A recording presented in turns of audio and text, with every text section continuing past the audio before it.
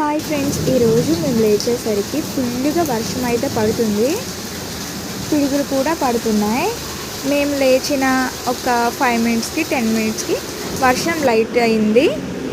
అలానే మేము ఎక్కడికి వెళ్తున్నామని అనుకుంటున్నారా? మా ఊరి గ్రామ దేవతలకి పసుపు కుంకుమ ఇస్తున్నాం.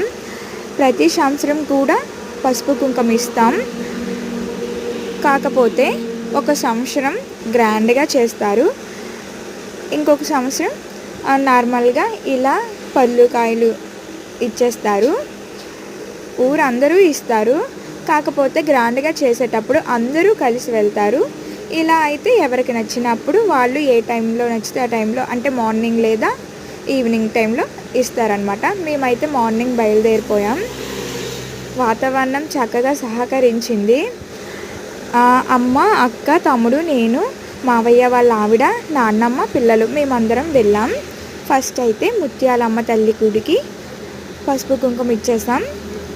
ఆ తర్వాత పురటాల పోలమ్మ అమ్మవారి టెంపుల్కి అయితే వెళ్ళాం. అలానే పైడి తల్లి అమ్మవారి టెంపుల్ కూడా అక్కడే అనమాట. చూసారు కదా, 2 చూపించాను కదా. పురటాల పోలమ్మ తల్లికి కూడా పూజ చేసేసారు అమ్మ వాళ్ళు. అక్కడ కూడా దండం పెట్టేసుకుని పైడి తల్లి అమ్మవారి టెంపుల్కి వెళ్ళిపోయాం. అక్కడ పంతులు గారు ఉన్నారు. పంతులు గారు ఎప్పుడు అక్కడే ఉండరు, అంటే ఇప్పుడు పండగ కదా అని చెప్పేసి ఉన్నారు. చూసారా పైడి తల్లి అమ్మవారు ఎంత చక్కగా ఉన్నారో. అమ్మవాళ్ళు ఎవరైనా సరే చక్కగా చాలా అందంగా కనిపిస్తారు. అక్కడ కూడా పూజ చేసేసుకుని కాసేపు కూర్చున్నాం.